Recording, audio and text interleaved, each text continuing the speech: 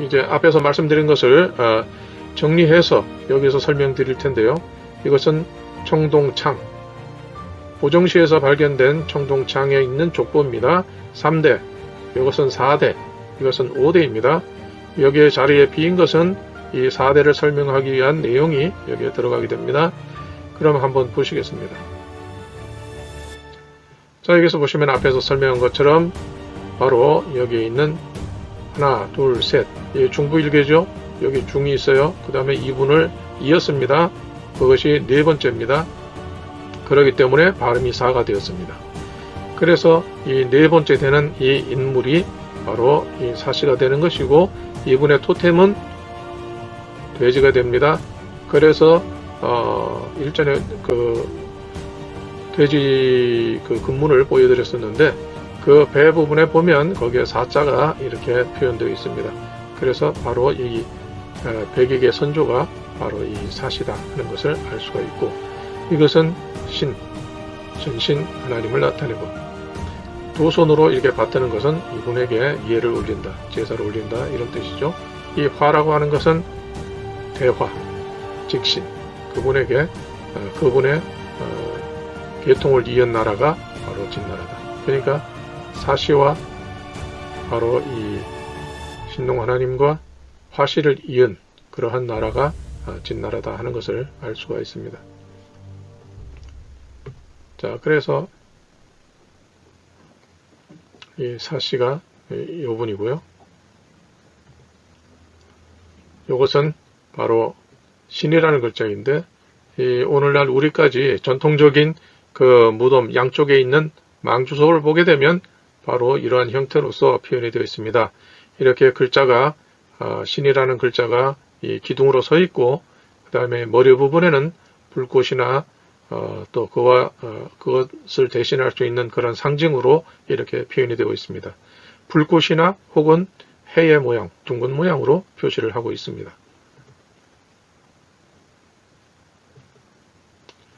자, 그래서 망주석이라고 했는데, 그 망주석에 세워진 기둥은 바로 전신 하나님을 이렇게 나타내는 것입니다.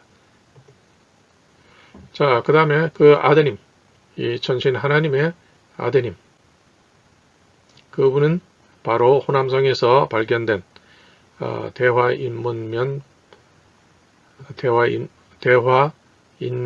방정. 어렵네. 사람의 얼굴이 새겨진 그러한 사각형의 솥이다, 이런 얘기죠. 그래서 이 안에는 이런 표현이 되어 있는데, 바로 이분이 이 대화로서 전신 하나님의 아드님이 되는 것입니다. 그 다음에 여기에 보면 배주자가 있습니다.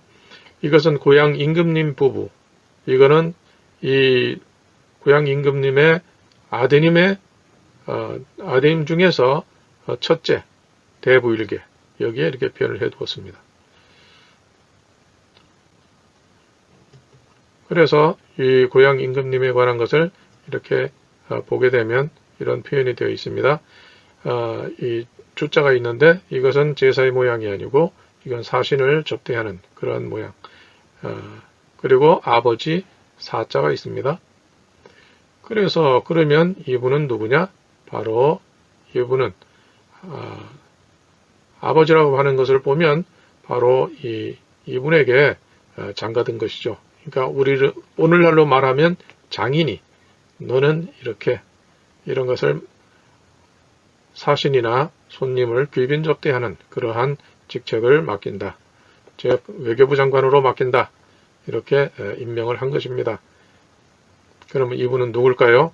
그 아버지니까 고향 임금님이 3대니까 그 다음은 2대가 되겠죠. 그 2대는 누굴까요? 최초의 사시기 때문에 소호금천씨가 됩니다. 자, 이렇게 배주자로 표현된 분은 바로 이 두 번째 이분이고, 여기에 사자로 표현한 것은 소호금천씨 이분입니다. 이분은 몇 차례 말씀을 드렸습니다.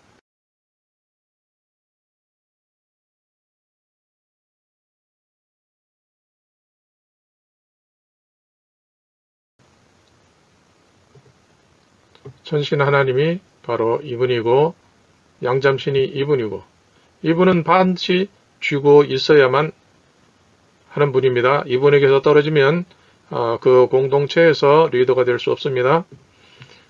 그 다음에 두 번째, 이 대화시, 삼신 중에서 세 번째 인물은 여기에 없습니다. 왜냐하면 이분이 호남성에서 발견되었기 때문에 남방개척하러 내려가신 것이죠. 그러니까 중앙무대에서는 없습니다. 그래서 여기에 보면 할아버지 주씨, 바로 이분이 고향 임금님, 이분이 됩니다. 그래서 여기에 보면 주 해놓고 여기에 하나님의 손자라고 이렇게 해를 표현해 두었습니다. 그 다음에 이분의 아드님 네 분이 있습니다. 여기에 보면 이 고향 임금님 부부를 표현을 했는데 거기에 보면 모, 개 이렇게 되어 있습니다. 이 부부 사이에서 낳은 아들이 어머니를 따라서 개가 됩니다.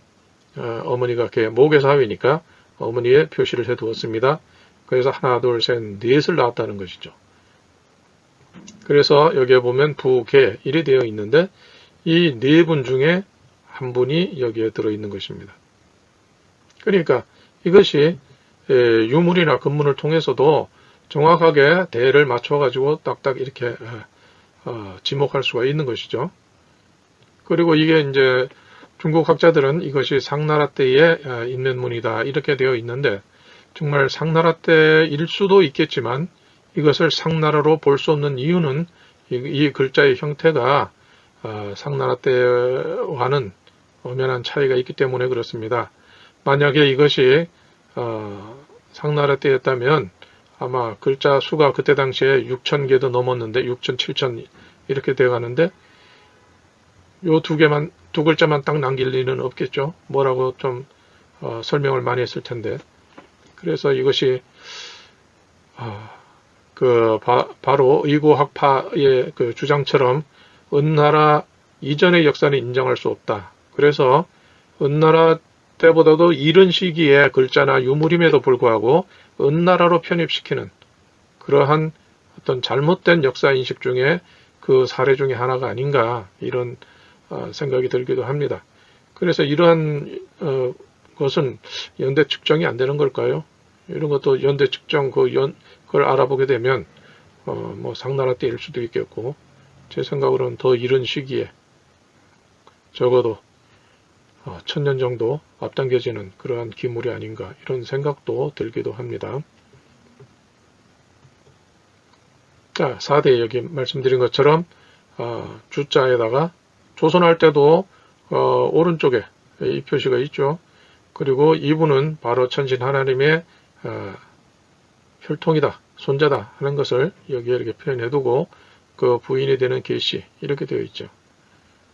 그래서 여기에 보면 이 계시가 바로 여기에 되는 것이고 여기 눈으로 표현된 그 형제 중에서 네 번째 인물 그러니까 하나, 둘, 셋, 넷 바로 이분입니다. 그래서 이분이 부요의 시조가 된다 이렇게 볼 수가 있는 것이죠.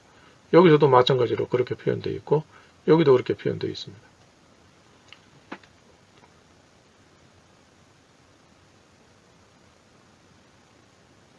자, 이상으로서 오늘의 설명을 마치도록 하겠습니다. 우리가 금문이나 유물을 통해서 그 결과를 보게 되면 바로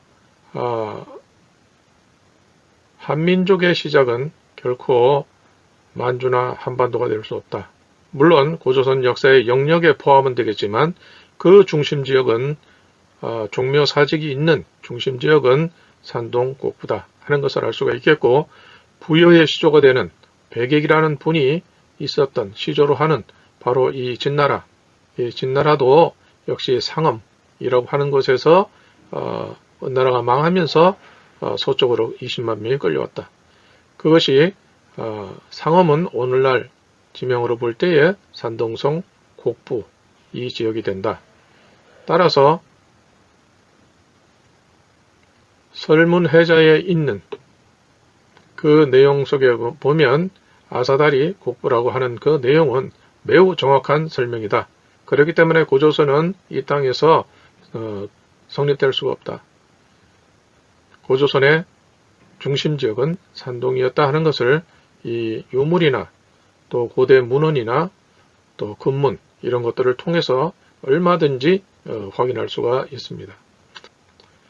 이상으로서 말씀드리고 싶은 것은 고대의 금문이라든지 또 유물이나 이 땅에서 발견되는 유물 속의 글자들은 문자들은 전부 다 그 시작이 이 땅이 아니라 산동에 있다고 하는 것을 증언하고 있습니다. 그렇기 때문에 우리가 역사를 제대로 알아야 하고 또 고대 문자를 알아야 중국이 거짓의 탑으로 쌓아 올린 그 역사를 우리가 무너뜨릴 수가 있다 하는 것을 말씀드릴 수 있겠습니다. 이제까지 개인 영상을 보아주신 구독자님들께 감사의 말씀을 드립니다. 고맙습니다.